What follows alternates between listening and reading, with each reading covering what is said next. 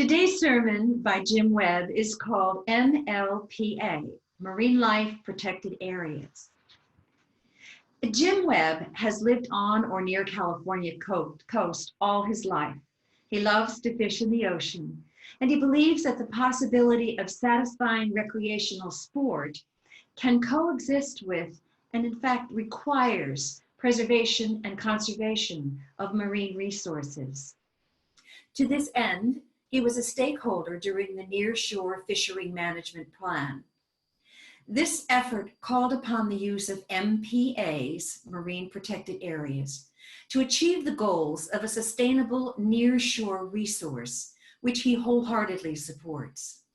He was a stakeholder, then alternate for the Central Coast MPA initiative implementation, always in recreational fishing. With its adoption in September 2007, they began collecting data on relative MPA performance compared to carefully selected reference sites of comparable habitats. The Central Coast Collaborative Fisheries Research Project has a 12-year database of catch data. Jim continues to volunteer as a citizen scientist and will be fishing with them this year, as in the past.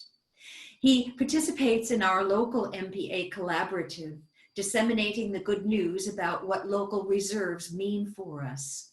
He has participated in local television production marketed for visitor information, authored and delivered middle school presentations on local reserves, and has done outreach to local churches regarding stewardship opportunities in the reserve network. Jim continues to fish and will attempt to give back to the resource, some of which he has taken. Welcome, Jim. Thank you very much. And if you'll bear with me, I'll get my slide presentation going here.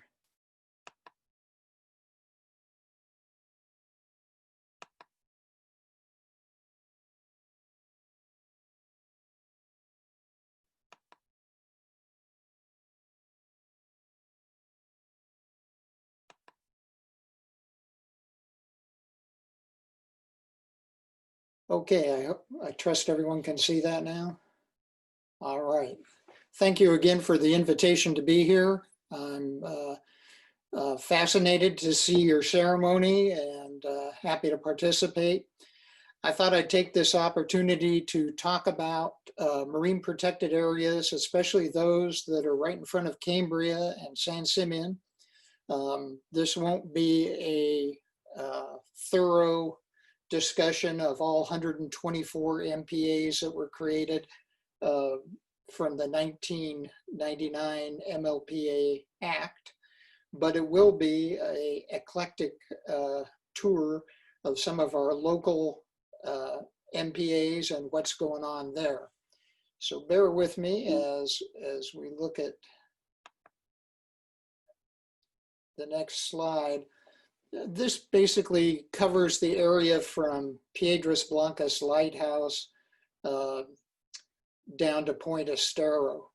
And we have a number of different types of preservation being performed by everything from Monterey Bay National Marine Sanctuary to the MPAs up at Piedras Blancas to the park in front of Cambria.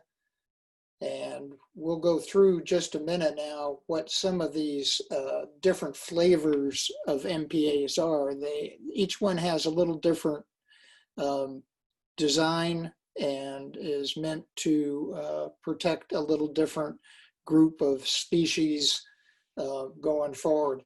If you look at Piedras Blancas, it's divided into a marine reserve near shore and an SMCA or state managed marine conservation area further out to the 3-mile limit. The only reason the whole thing isn't a reserve is because trawling's allowed in this section for salmon and for albacore. Otherwise, it's basically a no-take area. In front of Cambria, the primary goal was to establish an area where recreational fishing could take place without having to compete against commercial efforts. So it was turned into a state park, which allows recreational fishing, but does not allow any form of commercial take. South of the Cambria State Marine Park is White Rock Conservation Area. It again is basically a no-take area, which it is called a conservation area because there are a couple of existing kelp leases there. So some kelp has been harvested there in the not too distant past. Right in front of Cambria, we got a park, and we have tried to catalog all the types of terrain that it encompasses. You can see that list on the right. But as far as the marine resources go, it is a rich forest filled with rockfish. I think there's like 83 species of rockfish out there. And part of the goal is to see those rockfish succeed, reproduce, and multiply. This chart is, I think, an interesting chart. It shows a vermilion rockfish, or what we call a red, which is a desirable species, pardon me, to catch as a fisherman out here because they're big and they're meaty and they taste great. And this chart was taken from Milton Love's book, and he's a marine biologist who studies rockfish. I think he loves rockfish, actually. And the importance of it to me is to see that rockfish, as they grow older, produce more young. And this number, 14.6 inches, is significant because at about that size, which is about 3 to 5 years of growth, the vermilion rockfish becomes capable of reproduction.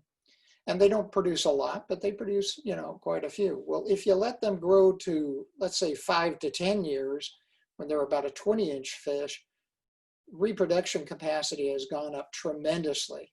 And if you can leave them alone for longer than that, and they become a big rockfish, they really start pumping out larvae into the stream, into the current that runs along our coast. And that's what you want them to do, and that's what you want a reserve to do, is to help preserve the capacity for these fish to grow old without being caught and reproduce.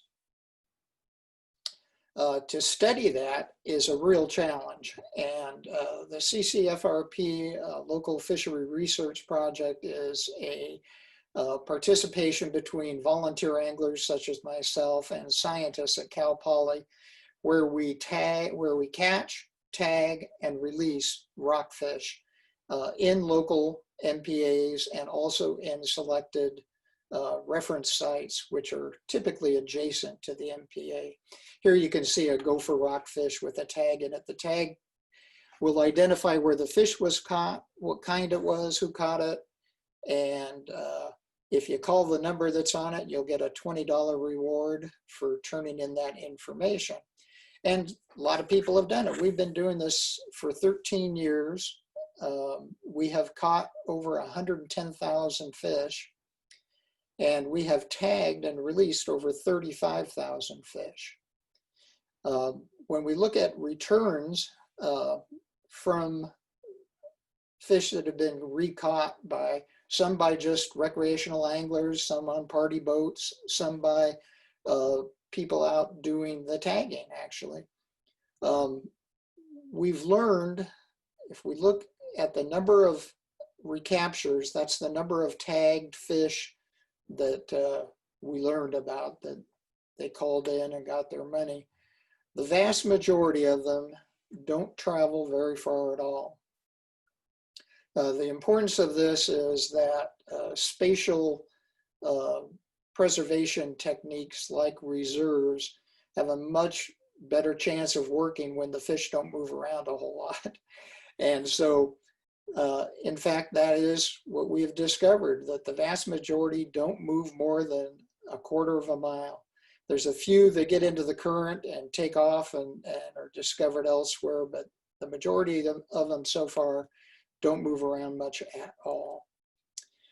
So going back to vermilion rockfish again, and looking at some of the catch data, and this is just for a 5-year period back when the project began in 2007.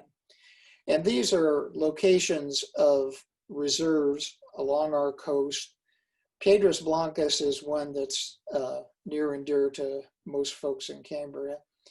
And the reason I show this is just to point out that every vermilion rockfish we caught in Piedras Blancas, and we caught a bunch of them, I mean, we caught hundreds and hundreds of them, every one was above this green line. And that green line is that 14.6 inch point at which the vermilion become reproductively capable. And what this information shows is that the population of vermilions at Piedras Blancas at the time of sampling, every one of them was of reproductive age and capacity. And that's good news. That means we have put our arms around a population of fish that are mature enough to reproduce.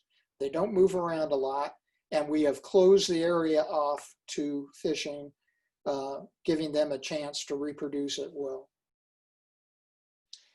It's a difficult task to count animals, whether they're elephant seals or fish or birds. You gotta, and if you can't count them, you can't measure whether they're increasing, decreasing, heading towards extinction. You just won't have knowledge about the species unless you can figure out some way to count individuals and to measure what's happening with them. Now, some of you may remember Mike. Mike was a big elephant seal that got a satellite communication link on his head so that we could follow him around and see what he was doing. And we've learned a lot from many elephant seals that have been tagged and followed around. Learned a lot about their habits, and it's part of the effort that we're going to have to do with all of the species that call our area home. This slide is of familiar beach species, the snowy plover. And if you look, you can get an idea of how difficult it is even to count how many animals, even if you're standing right in front of them, it's difficult because they're so well camouflaged that it's a real challenge. I thought I'd put an arrow by every plover in this picture and see if you can count all the plovers there. So the next slide shows my count on it. And as I looked at the slide more closely, I realized I had made a mistake, that there's actually one right here too. So there should be a red arrow up there as well. But this is the kind of effort that's going to be taking place not only with elephant seals and plovers, because you can see here, this little plover, those aren't socks that it's wearing. Those are tags that have been put there. And it actually will tell a story about where that bird has been and how old it is. And that kind of effort's being done both with the fish and the mammals and the birds. And it's an important effort that is deepening our understanding of marine protected areas off of Cambria and San Simeon, and really all up and down the coast of California.